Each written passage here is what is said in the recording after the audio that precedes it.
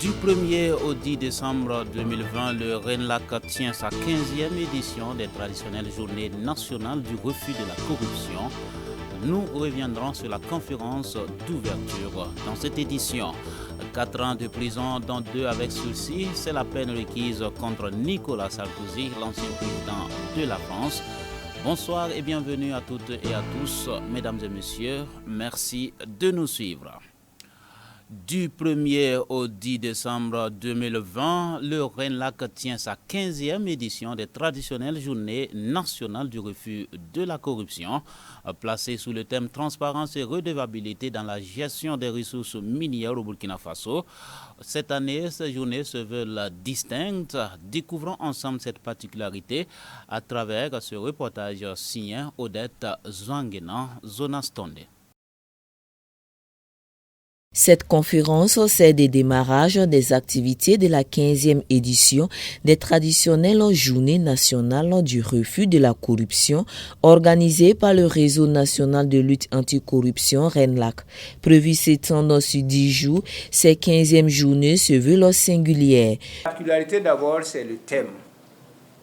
Parce que s'il est vrai qu'on a déjà parlé des questions minières, c'est la première fois que nous inscrivons donc ce thème-là.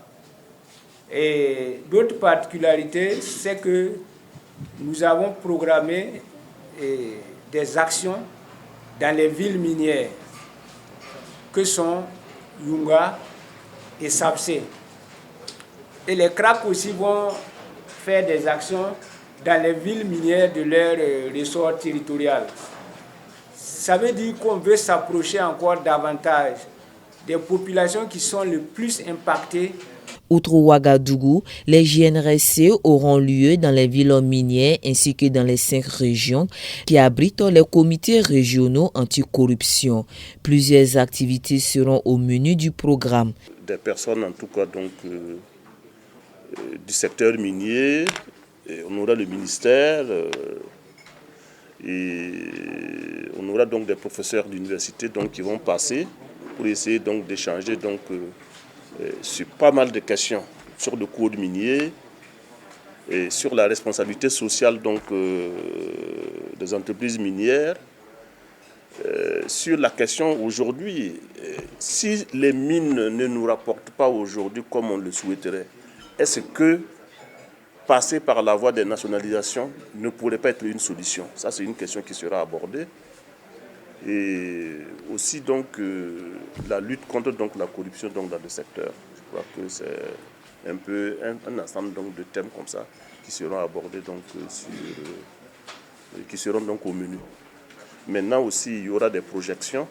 Transparence et redevabilité dans la gestion des ressources minières au Burkina Faso est le thème de ces journées qui se tiendront du 1er au 10 décembre 2020, dont l'objectif phare est le renforcement de la prise de conscience des populations en suscitant en elles des initiatives citoyennes de lutte pour une gestion saine et transparente des ressources minières pour que celles-ci contribuent véritablement au développement socio-économique du pays des hommes intègres. Parlons actualité évangélique en prélude aux activités du centenaire. Une délégation de l'église de Tanguin-Barrage s'est rendue chez le chef des Mosées pour annoncer en effet l'inauguration du nouveau bâtiment érigé à cet effet. Odette Zouanguena et Zona Stonde nous relatent le contenu des échanges avec les responsables de l'organisation. En marge de la cérémonie d'inauguration du nouveau temple de l'église évangélique Tanguin-Barrage, prévue pour ce 31 décembre 2020, une cérémonie rentrant dans le cadre de la commémoration du centenaire de l'église des Assemblées de Dieu du Burkina Faso, une délégation de leaders des ZAD de Tanguin-Barrage s'est rendue chez le Moro Naba, le roi des Moussi, pour témoigner les bienfaits de l'Éternel via la construction du nouveau bâtiment et l'inviter par ricochet à la dédicace du dit joyau. Dieu nous a fait grâce, Dieu nous a fait beaucoup de bien à travers le temple que nous avons construit. Nous avons présenté cela, que si nous aussi à son tour, il rend grâce à Dieu et surtout nous devons aussi des conseils. Le message fort que l'on retient, c'est que le nom de Dieu a été glorifié parce que dans son intervention, ce que j'ai pu retenir, c'est qu'il rend grâce à Dieu pour son passage au niveau du prêtre protestant. Il se souvient de beaucoup de choses et il nous a prodigué des conseils en nous disant aussi de conseiller les fidèles pour que dans l'unité, ils se montrent. Pour la petite histoire, l'église évangélique de Tanguin Barrage a été construite en 1949 au temps de la mission française sous la conduite du pasteur Dupré. C'est en 1948, pendant les vacances, disons pendant la saison pluvieuse, que les autorités, précisément ceux de Dapoya, ont donné le terrain au pasteur Dupré. Un terrain qui à ce moment, bien, et même jusqu'à présent, a une superficie de 18 hectares. Aujourd'hui, elle compte une assemblée d'environ 3000 membres et est dirigée sous le leadership du pasteur Moïse Sawadogo. Empreinte de convivialité et d'humour, la rencontre avec le Moro Naba Bongo s'est soldée sur une note de satisfaction.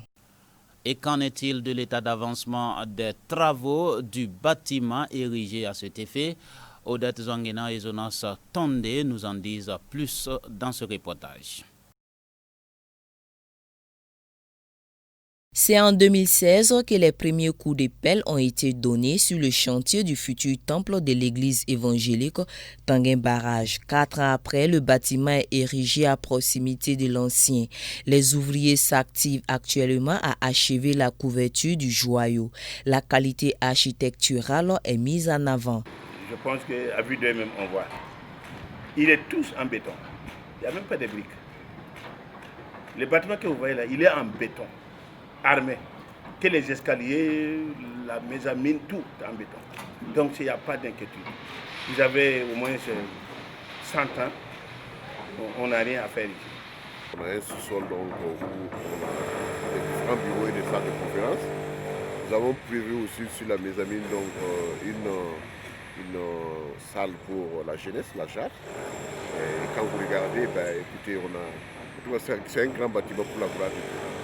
Évalué à hauteur de plus d'1 milliard de francs CFA, l'édifice a été érigé sur fonds propres de l'Église provenant des contributions volontaires de ses membres. On voit la main de Dieu, on bénit le Seigneur parce que c'est un miracle. Nous avons commencé les travaux il y a 4 années et on est en train d'achever pour une assemblée de 2000 adultes, mobiliser 1 milliard en 4 ans, en dehors des 10 000 des offrandes. On voit que Dieu est dans le projet. Il y a un flambeau qui a été transmis par nos parents, nos arrière-parents. Il nous appartient de transmettre ce flambeau-là fidèlement à la génération qui monte. Et d'ailleurs, ce bâtiment sert un peu pour nous comme un marqueur générationnel. On sait qu'après ce bâtiment, une autre génération qui monte, mais on veut que cette génération-là connaisse Dieu, que cette génération soit plus passionnée pour Dieu, que cette génération s'engage davantage pour Dieu pour accomplir la mission d'Élie. Construit sur une superficie de 18 hectares grâce à l'avancée des travaux, le bâtiment fera peau neuve, foi des premiers responsables qui rassurent de leur engagement à être dans le délai requis pour la cérémonie d'inauguration prévue à cet effet pour le jeudi 31 décembre 2020. Un événement majeur placé sous la présidence du docteur Michel Ouetraogo. Une célébration du centenaire qui va se tenir le 31 décembre 2020. Cette célébration qui s'annonce tout en couleur avec de nombreuses activités à l'affiche. Le président du comité d'organisation nous donne un résumé des grandes articulations de cette célébration. Il est au micro de Odette Zwanguena et de Jonas Tondé. Alors nous allons commencer nos activités avant le 31 décembre 2020, précisément le 27 décembre. Nous lançons donc nos activités à partir de 14h30 et à 15h nous aurons donc le sport. Et à cet effet, il y aura l'aérobic, il y aura du volleyball, mais surtout un clou, un match de football entre la jarre de l'église de Watinoma, Jéhovah Jireh, et la jarre de l'église de Tanguin Barrage. Ça, c'est pour la journée du 27 décembre, dimanche 27 décembre. Le 28 décembre, dans la matinée, nous aurons ce que nous avons dénommé la matinée de salubrité, où toute l'église va se mobiliser autour donc de cette église-là pour essayer donc de nettoyer et de rendre les lieux très propres pour attendre donc les invités d'ailleurs que vous êtes. Okay? Alors, dans la soirée donc du 28, nous aurons donc à dédicacer un document qui a été écrit par un de nos anciens, l'ancien Alexis Sawadogo. Et le document est intitulé Esquisse de l'histoire de l'église évangélique des Assemblées de Dieu de Tanguem Barrage de 1948 à nos jours. Après cela, le 29 décembre, nous allons commencer une activité que votre chaîne connaît bien, la semaine culturelle et sportive dénommée Sécus. Donc nous avons l'intitulé Sécus 2020. Nous avons invité une quinzaine de groupes de l'intérieur du pays, bien sûr, qui viendront chanter au rythme traditionnel pour la gloire de Dieu. Et le 30 matin, alors ici, vous allez voir par là, nous allons organiser une foire. D'ailleurs, nous invitons CVK à venir prendre un stand. Voilà, venez prendre un stand pour qu'ensemble on puisse vous connaître. Parce que l'objectif de cette foire, c'est aussi faire connaître aux yeux du monde ce que nous frères nous savons faire et ce que nous pouvons faire. Donc la foire va commencer à 8h, elle va aller jusqu'au 31 décembre. Et nous pensons que le 31 décembre, à partir de 6h, Dieu voulant, nous aurons un défilé qui va regrouper au moins 500 participants sur la rue de la Concorde. Et après ce défilé, à partir de 9h, nous aurons donc la bénédiction du temple. Et bien, écoutez, après la bénédiction du temple, on va peut-être partager ensemble un repas, rendre gloire à Dieu, et puis on va rentrer pour se souhaiter bonne heureuse année. 4 ans de prison, dont 2 avec sursis, ont été requis contre Nicolas Sarkozy dans l'affaire des écoutes. L'ancien président de la République est jugé pour corruption et trafic d'influence. L'accusation a demandé les mêmes peines pour l'ancien haut magistrat Gilbert Agibert, ainsi que pour Thierry Herzog, avocat historique de l'ex-chef d'État, demandant pour ce dernier qu'elle soit assortie de 5 ans d'interdiction professionnelle.